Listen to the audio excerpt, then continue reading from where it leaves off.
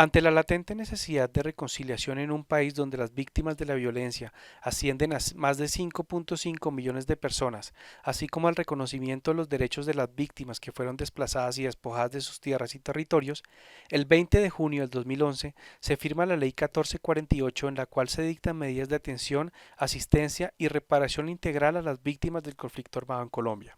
Para llevar a cabo este objetivo, la ley crea la Unidad Administrativa Especial de Gestión de Restitución de Tierras o URT, la cual tiene como principal naturaleza servir de órgano administrativo del Gobierno Nacional para la restitución de tierras y así atender a las víctimas y campesinos. En el artículo 76, la ley dice que la URT tendrá acceso a todas las bases de datos sobre las víctimas de despojo o abandono forzado. Para estos efectos, las entidades dispondrán de servicios de intercambio de información en tiempo real con la URT con base en los estándares de seguridad y políticas definidas en el Decreto 1151 de 2008 sobre la estrategia de gobierno en línea. En el artículo 153, la ley crea la Red Nacional de Información para la Atención y Reparación a las Víctimas o RNI, la cual es un órgano adscrito a la Unidad Administrativa Especial para la Atención y Reparación Integral a las Víctimas y deberá garantizar la interoperabilidad de los sistemas de información de registro, atención y reparación a las víctimas. En el artículo 96, la ley establece que para facilitar las comunicaciones, los intercambios de información, el aporte de pruebas, el cumplimiento de las órdenes judiciales en el ámbito de la acción de restitución, las instituciones anteriormente señaladas integrarán a partir de protocolos previamente establecidos y estandarizados sus sistemas de información con la rama judicial. Finalmente, en el parágrafo 2 del artículo 76 se establece que la URT deberá permitir el acceso a la información por parte de la UGARIP en aras de garantizar la integridad e interoperatividad de la Red Nacional de Información. Como se puede ver, la ley es muy enfática en el intercambio de información y el acceso a datos de todas las entidades con el fin de dar agilidad a un trámite de restitución de tierras. Sin embargo, este ha sido uno de los principales cuellos de botella en la implementación de la ley. Para que exista un intercambio efectivo de información y acceso a datos entre las entidades deben cumplirse dos variables. Primero, que los sistemas de cada entidad estén en la capacidad de ofrecer y exponer la información de alguna manera. Y segundo, que exista alguna herramienta que permita transportar la información de un punto a otro. Uno de los principales problemas radica en que la mayoría de entidades que juegan un papel importante en el proceso de restitución tienen sistemas de información heredados de mucho tiempo atrás y con baja calidad en sus datos. Esto implica que no puedan compartir su información con otros sistemas o con otras entidades. Otro de los problemas radica en que no existe ningún mecanismo de intercambio de información eficiente y estándar que permita interoperar la información entre un conjunto de entidades tal y como lo promulga la ley. Teniendo este problema presente y bajo iniciativa de la Unidad de Restitución de Tierras y la Red Nacional de Información, se decidió buscar el apoyo de la Agencia de los Estados Unidos para el Desarrollo Internacional para construir una solución tecnológica que permita interoperar un conjunto de entidades mediante servicios de intercambio de información y así darle agilidad al trámite de restitución de tierras. Esta solución se llamó el Nodo de Tierras. El Nodo de Tierras es una plataforma tecnológica que tiene dos objetivos principales. Primero, fortalecer y adecuar los sistemas misionales de cada entidad para que puedan compartir información. Segundo, conectar a 11 entidades del Estado a través de un bus de servicios, el cual tiene como objetivo transportar la información de una entidad a otra a través de la red de alta velocidad del Estado colombiano llamada GINAP.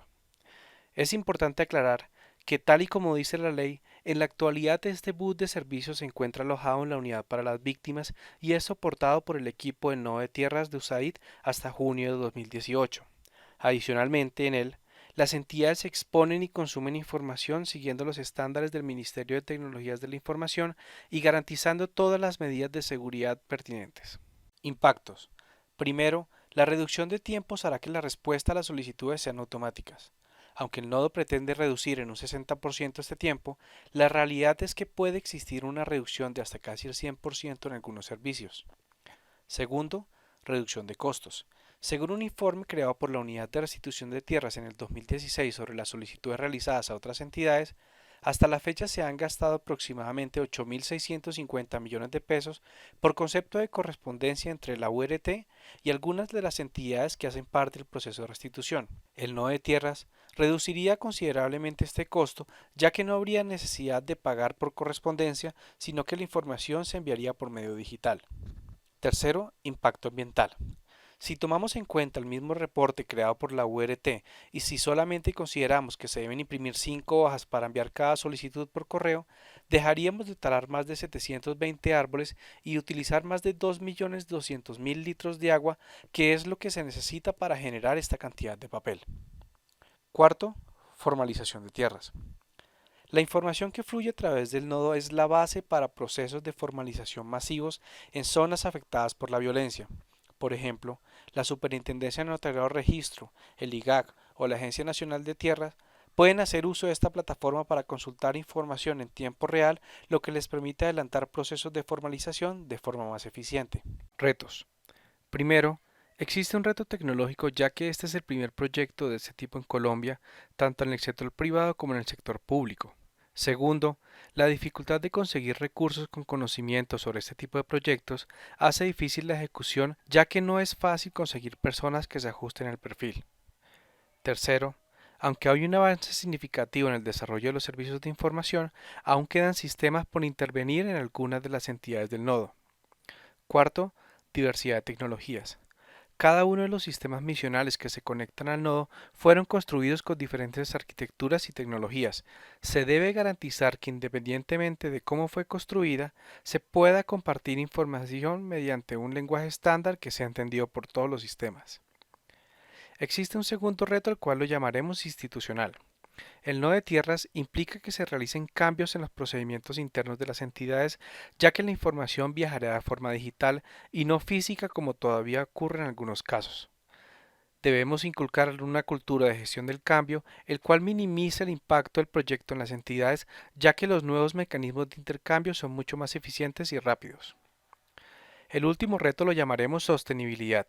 Tenemos que trabajar de la mano con el Ministerio de las Tecnologías para elevar el intercambio de información como una política pública obligatoria a través de un decreto el cual garantice que el nodo no sea una solución temporal a un problema, sino que éste dé solución a la necesidad de interoperabilidad que requiere el país.